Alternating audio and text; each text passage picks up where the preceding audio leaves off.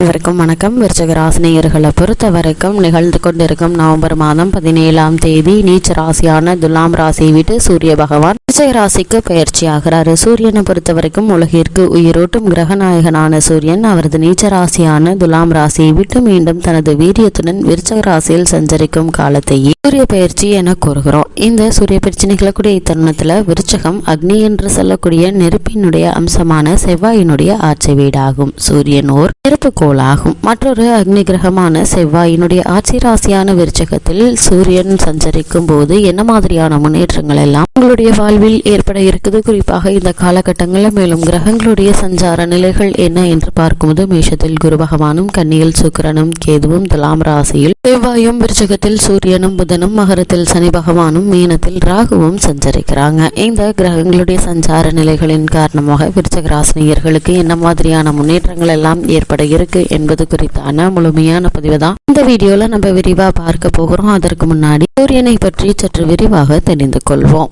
ஒவ்வொருவருடைய ஜாதகங்களில் ஒவ்வொரு கிரகத்திற்கும் உரிய யோகங்கள் என்று சில யோகங்கள் உண்டு, சில அவயோகங்களும் உண்டு. இந்த வகையில் சூரிய யோகங்களாக 2 யோகங்களை சொல்லலாம். ஒன்று வேசி யோகம், மற்றொன்று வாசி யோகம். இந்த வேசி யோகத்தை பொறுத்த வரைக்கும் சூரியனுக்கு 2இல் சந்திரன், ராகு, கேது தவிர வேறு ஏதேனும் ஒரு கிரகம் இருப்பது வேசி யோகம். இதனால் செல்வநிலை உயர்வதோடு பகைவர்களை அடக்குகிற வீரியமும் தைரியமும் ஏற்படும். மற்றொன்று வாசியோகம். இந்த வாசியோகத்தை பொறுத்தவரைக்கும் சூரியனுக்கு 12இல் சந்திரன், ராகு, கேது தவிர மற்ற கிரகங்கள் இருப்பது. இப்படிப்பட்ட கிரக அமைப்பினால் பேரும் புகழும் உண்டாகும். நல்ல அந்தஸ்தினை பெறுவார்கள். சூரியனுடைய 2 பக்கங்களிலும் நல்ல கிரக அமைப்பில் உள்ளவர்களுக்கு சிறந்த வித்வத்துவமும் பண வருவாயும் புகழும் ஏற்படும். பொதுவாக சூரியனுக்குரிய சிம்ம ராசியில் பிறந்தவர்கள் சூரியனை போல கம்பீரமான தோற்றத்தோடு விளங்கக்கூடியவர்கள். வாக்குவன்மை மிகுந்தவர்களாக இருப்பார்கள். வெட்டு 1 துண்டு 2 என்று பேசக்கூடியவர்கள். ஆச்சார அனுஷ்டானங்களில் சாஸ்திர ஆராய்ச்சிகளிலும் சிறந்தவர்களாக விளங்குவார்கள்.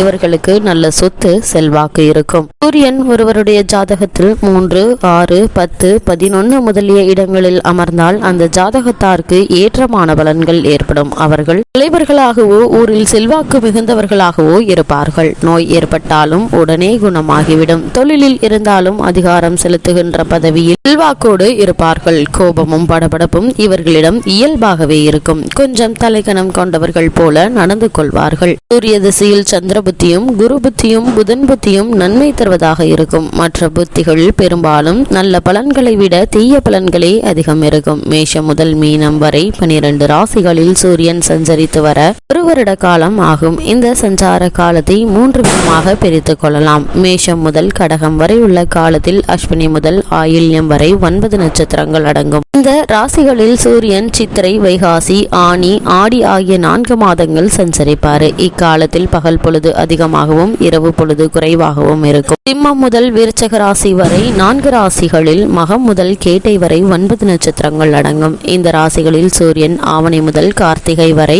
4 மாத காலம் உதவுவார். இக்காலத்தில் பகலும் இரவும் சமநிலையில் இருக்கும். மூன்றாவதாக தனுசு முதல் மீனம் வரை உள்ள 4 ராசிகளில் மூலம் மூலம் முதல் ரேவதி வரை 9 நட்சத்திரங்கள் அடங்கும். இந்த ராசிகளில் சூரியன் மார்கழி முதல் பங்குனி மாதம் வரை 4 மாதங்கள் சஞ்சரிப்பார். இக்காலத்தில் பகல் பொழுது குறைவாகவும் ராத்திரி பொழுது அதிகமாகவும் இருக்கும். சூரியனுடைய நட்பு கிரகங்கள் சந்திரன், செவ்வாய், குரு. சமகிரகம் புதன். பகை கிரகங்கள் சுக்கிரன், சனி மற்றும் நிழல் கிரகங்களான ராகுவும் கேதுவும். இந்த ஹோரைகளில் சூரிய ஹோரை உத்தியோகம், வியாபாரம் செய்யவும், ஒருவருடைய தயவு பெறவும், பெரிய அதிகாரிகள் மற்றும் அரசாங்க காரியங்களை கவனிக்கவும், உயல் சாசனம் முதலியவை செய்வதற்கும் சுகமான வரையாகும். குடும்ப உறவில் தந்தையையும் தந்தை வர்க்கத்தினரையும் சூரியன் குறிப்பாரு. சூரியன், சுக்கிரன், புதன் இவை 3ம் சூரியனை ஒட்டியே உலாவும். அநேகமாக சூரியனோடு இணைந்து முன் ராசியிலோ அல்லது பின் ராசியிலேயோ இருக்கும். இந்த 3 கிரகங்களையும் முக்கூட்டு கிரகங்கள் என்பார்கள். சூரியனுக்கு முன்னும் பின்னும் கிரகங்கள் சஞ்சரிக்கும் பொழுது ஒரு குறிப்பிட்ட இடைவெளியில் சூரியனுடைய அதிக ஒளியினால் மற்ற கிரகங்களுடைய ஒளியில்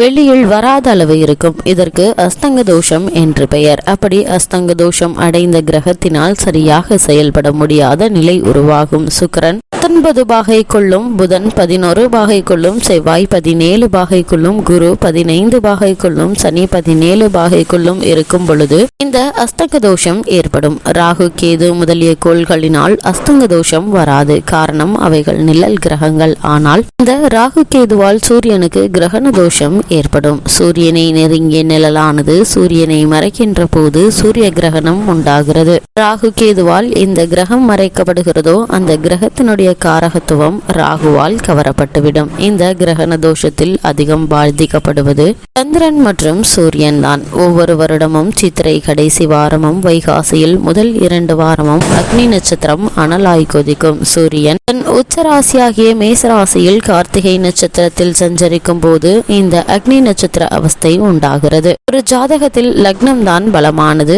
அதுதான் உயிர். ஆனால் அந்த லக்னமானது சூரியனுடைய நிலையை கருத்தில் கொண்டுதான் கணிக்கப்படுகிறது. அதனால் ஒருவருடைய விதியை நிர்ணயித்து தருவது சூரியன் தான். இவ்வளவு மேன்மைகளை கொண்ட சூரிய பகவான் விருச்சிக ராசியில், அதாவது உங்களுடைய ஜென்ம ராசியில் புதனுடன் இணைந்து சஞ்சரிக்க இருக்காரு. இதனால என்ன மாதிரியான முன்னேற்றங்கள் எல்லாம் ஏற்பட இருக்கு என்று பார்க்கும்போது, ராசிநாதனான செவ்வாய் உங்களுடைய ராசியை நோக்கி நகர்வதால அவர் விரயத்தில் இருக்கிறார் என்று எண்ண வேண்டாங்க. தற்சமய நிலவரப்படி 6 அமர்வதால சில மறைமுக ஆற்றல்களும் நன்மைகளும் உண்டு. குறிப்பா தொழில் மற்றும் வியாபார சம்பந்தமாக எடுத்த முயற்சிகள்ல சிறு சிறு தடங்கல்கள் தாமதங்கள் ஏற்பட்டு வந்த நிலையில அவை நீங்கி நல்ல ஒரு முன்னேற்றம் ஏற்பட இருக்குது. உத்தியோகஸ்தர்களுக்கு காரணமே இல்லாமல் உங்களுக்கு மறுக்கப்பட்டு வந்த பதவி உயர்வு, ஊதிய உயர்வு, உத்தியோகத்தில் கிடைக்க வேண்டிய சலுகைகள் இத்தருணத்துல உங்களுக்கு கிடைக்க இருக்குதுங்க. புதிதாக வேலைக்கு முயற்சிக்கும் விருச்சிக ராசியினருக்கும் கூட சிறு முயற்சியிலேயே நல்ல ஒரு வேலை கிடைக்க இருக்குதுங்க. அந்த வேலை உங்களுடைய மனதிற்கு பிடித்த வேலையாகவும் கை நிறைய சம்பளத்துடன் கூடிய வேலையாகவும் அமைய இருக்குது. கைவிட்டு போன சில பிரச்சனைகள் தானே தீருங்க. மறைந்து போன பணம் உங்களுடைய கைக்கு கிடைக்க இருக்குது. உறவுகள்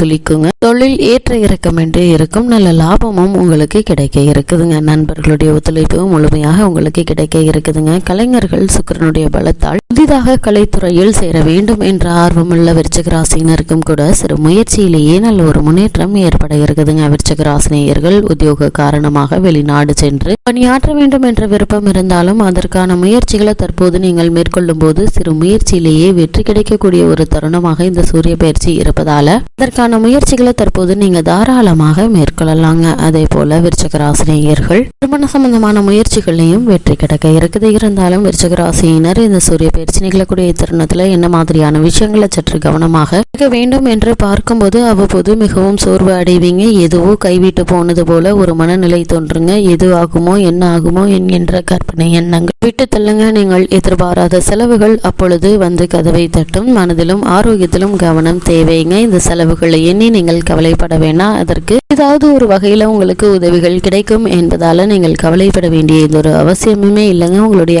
உடல் ஆரோக்கியத்தை மற்றும் கவனமாக இருப்பது நல்லது. விருச்சிக ராசினியர்களுக்கு கிரக நிலைகளின் ரீதியாக கூறப்படும் விகாரம் என்ன என்று பார்க்கும்போது, அம்மன் கோவிலுக்கு சென்று அகல் விளக்கு ஏற்றி வாருங்கள். வாயில்லா ஜீவன்களுக்கு ஏதேனும் உணவளியுங்க. எண்ணற்ற நன்மைகள் உங்களுடைய வாழ்வில் ஏற்படும்.